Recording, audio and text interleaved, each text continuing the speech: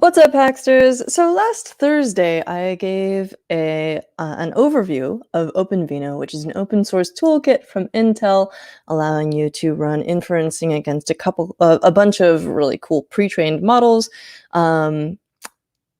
enhancing your ability to run inferencing with a consistent API across lots of different Intel devices using C, C++, and Python.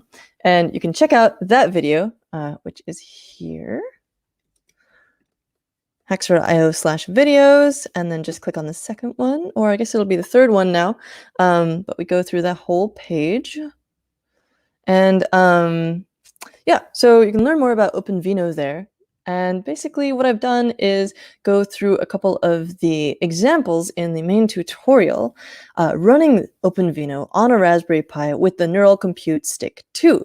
Now this enables me to, wrong dimensions. There we go. So I've connected a Raspberry Pi to a Neural Compute Stick 2 on my new robot, which is going to be a Fennec Fox. And he's got a little Raspberry Pi camera here and is using that to take photos. And then I can run these through a model to detect objects or faces or whatever. I show both of those in the tutorial. And what I was basically trying to do is test these models for robustness, right? So at the bottom, you can see all these different things that I did to try and mess the model up. Does it take multiple faces? It does. Can you cover your face? Can you cover your eyes? Can you cover the middle of your face? Can you look way up? Apparently it doesn't catch that one.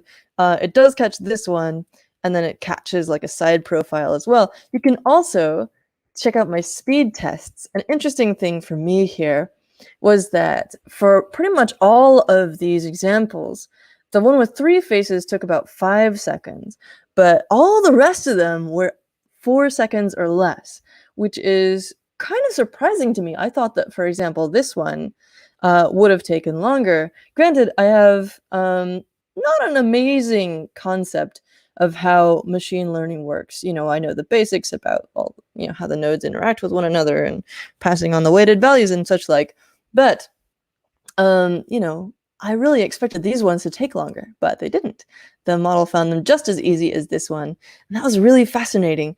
I also talk about, I give you an example log file, as well as some of the errors that I ran into while trying to run this. So the object detection sample is the first one in the official instructions. Let's see. Here we are. Here's the official installation guide for Raspbian OS with the Neural Compute Stick 2. And they suggest using it with the Pi 3 Model B+. So the first example that they give is this one for object detection. I didn't do much with that, but I did get it to run successfully. And then the second one is the face detection model, which was the one that I was really playing with and trying to mess with and see if I could get it to stumble. There's tons more information at the main page here. If you go to the tutorial, you will find a lot of links for that. On the Neural Compute Stick 2 page on Hackster, you can find some more examples.